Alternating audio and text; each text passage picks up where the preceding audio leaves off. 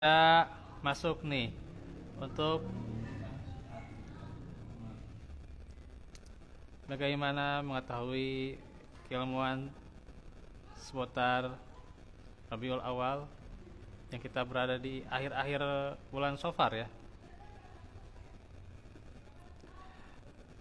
Tentu ini sangat begitu terharu ya gitu kalau bahasa anak muda zaman sekarang tuh ya. Karena ini mendekati bulan Rabiul Awal yang bulan dimana banyak atau beberapa peristiwa sejarah dalam Islam yang patut kita ketahui. Di antaranya peristiwa yakni di bulan Rabiul Awal pertama adalah bulan kelahiran Nabi kita sallallahu alaihi wasallam ya, Muhammad bin Abdullah.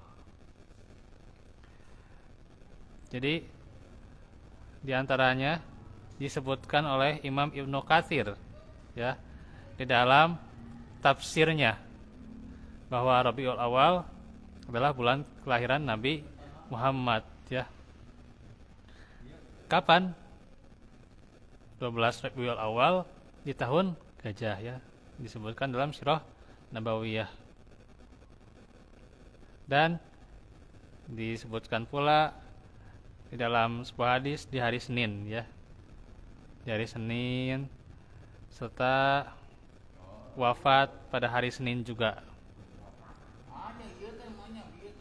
Kemudian juga keluar hijrah dari Mekah ke Madinah ya. Dari Mekah ke Madinah itu pada hari Senin dan tiba di Madinah pada hari Senin juga dan mengangkat Hajar Aswad untuk diletakkan di tempatnya yakni di hari Senin. Jadi luar biasa nih hari Senin ya. Ini hari yang bersejarah dalam Islam ya. Ada yang ngacung gak nih? Nih Lili nih. Halo, halo, halo nih yang mendengarkan. Sudahkah hari ini saum hari Senin nih? Ada yang saum hari Senin? Ada, alhamdulillah ya. Saum hari Senin ya. Ada yang kelewat atau ada yang memang saum gitu ya. Nah, ini bersejarah ya.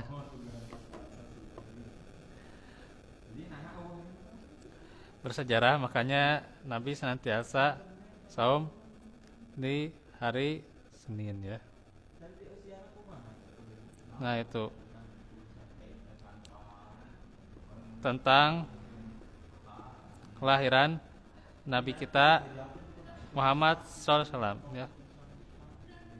Itu memang jumhur ya, jumhur ulama mayoritas itu di bulan Rabiul Awal ya, walaupun ada pendapat di bulan yang lain ya. Di bulan yang lain ada ya gitu. Tapi jumhur di Rabiul Awal ya. Karenanya bagaimana ini harus senantiasa kita jadikan sebuah kecintaan yang selalu bertumbuh ya kepada Nabi kita Muhammad SAW ya. Bahkan dibandingkan kepentingan kita ya, dibandingkan keluarga kita dan orang lain ya gitu. Maka kecintaan kepada Nabi itu adalah kecintaan yang senantiasa harus kecintaan yang sejati ya. Dan Nabi itu sebagai fasilitator ya untuk mengamalkan Islam dan juga senantiasa Nabi adalah gambaran ya gitu. Gambaran untuk kita mengamalkan Al-Qur'an ya. Karena Nabi itu adalah dikatakan oleh Aisyah radhiyallahu anha khuluquhul Qur'an ya gitu. Beliau menyebarkan cahaya tauhid, tentunya mengikuti ajarannya yakni ajaran tauhid ya. Mencintai Nabi ya.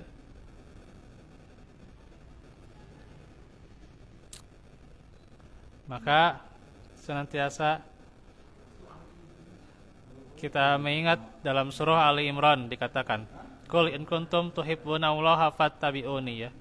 Katakanlah jika kalian mencintai Allah, maka ikutilah aku. Jadi ikutilah ajaran Nabi Muhammad.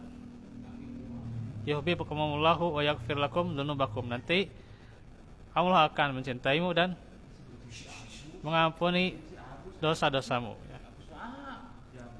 Nah, itu adalah kecintaan kepada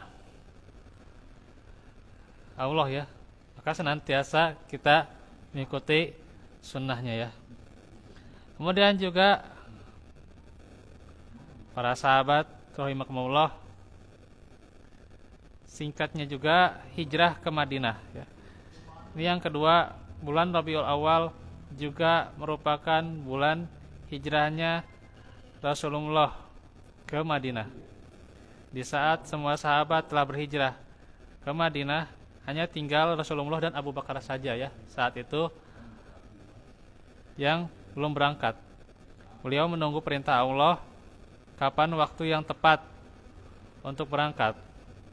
Nah, maka turun perintah Allah ya. Rasulullah dan Abu Bakar berangkat ke Madinah. Setelah malamnya Ali bin Abi Thalib ya menggantikan beliau di tempat tidur untuk mengecoh kafir Quraisy yang ingin membunuhnya ya.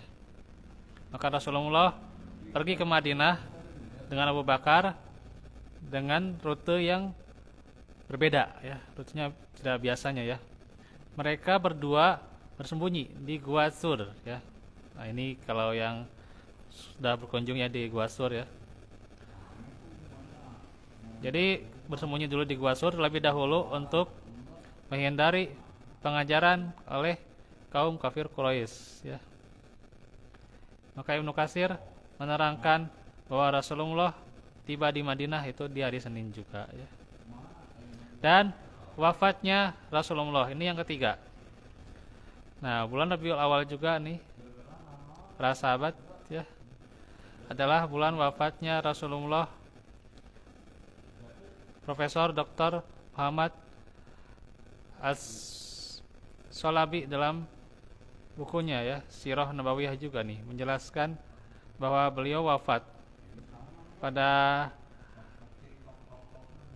hari Senin tanggal 12 Rabiul Awal tahun 11 Hijriah. Usianya berapa? Ada yang tahu?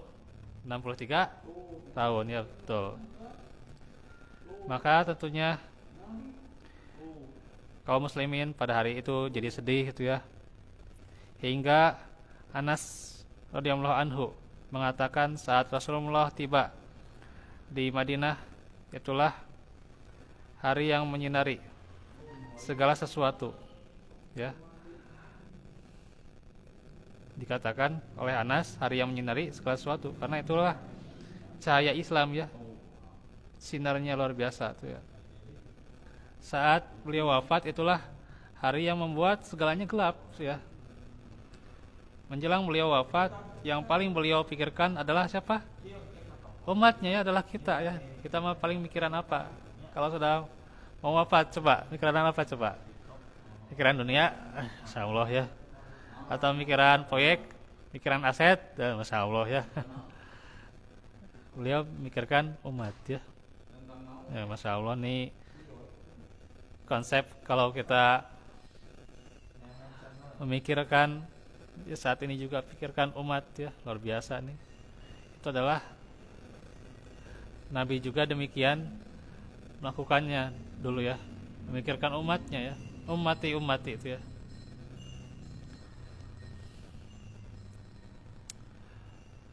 Sampai 3 kali beliau itu ya menanyakan. Beliau sangat khawatir ya, sangat cinta ya umatnya yang selama ini dibela dan diperjuangkan, umat yang selama ini senantiasa dibina ya, dan juga dikasihinya, dikasih sayang ya. Nabi itu Raufur Rahim ya. Maka tentu ini adalah rahmat dari Allah ya.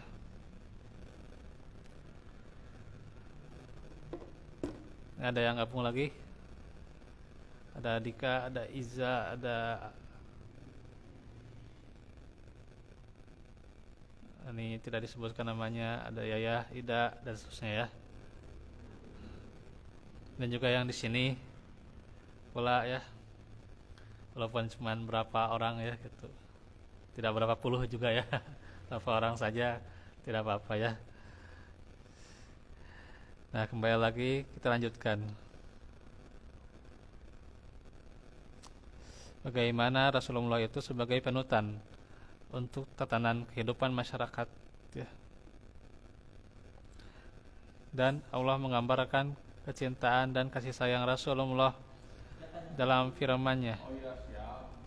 Di antaranya di surah At-Taubah ya, yang menjelaskan kasih sayang Nabi ya. Nabi itu amat belas kasih ya dan sayang kepada orang-orang mukmin ya. Nah itu karenanya begitu berat oleh beliau penderitaan umat itu ya, sehingga beliau bersedia menebus dan meringankan penderitaan itu.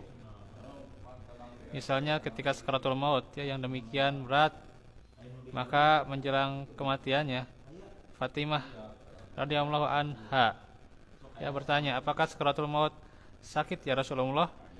Rasulullah justru meminta kepada Allah agar sakitnya ya sakaratul maut itu nanti ditanggung oleh beliau. Ya, andaikan beliau tidak menanggung sebagian sakaratul maut umatnya, tentu sakaratul maut yang dirasakan umat itu sangat berat ya. Kalau saja Nabi itu sakit, ya kita juga merasakan sakit ya gitu. Maka berlipat-lipat sakitnya itu ya. Tapi Nabi dengan kasih sayangnya ingin meringankan hal itu ya. Nah itu.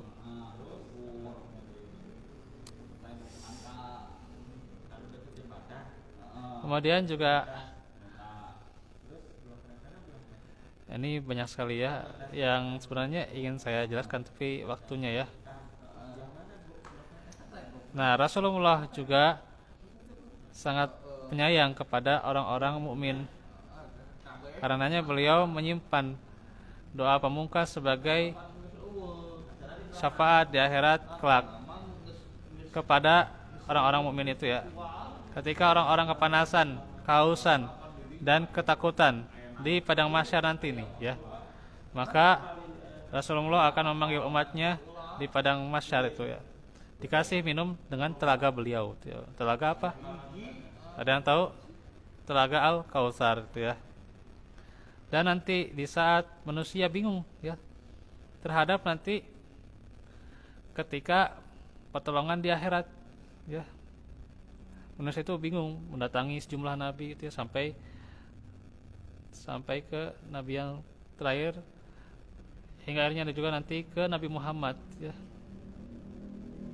Maka adanya nantinya syafaat ya gitu. Tentu ini luar biasa ya cinta dari Nabi kita ya. Nantinya ada syafaat di hari kiamat. Maka tentunya jika demikian besar cinta kita kepada Rasulullah, tentunya kita harus merenung ya. Sudahkah kita memperbanyak selawat ya?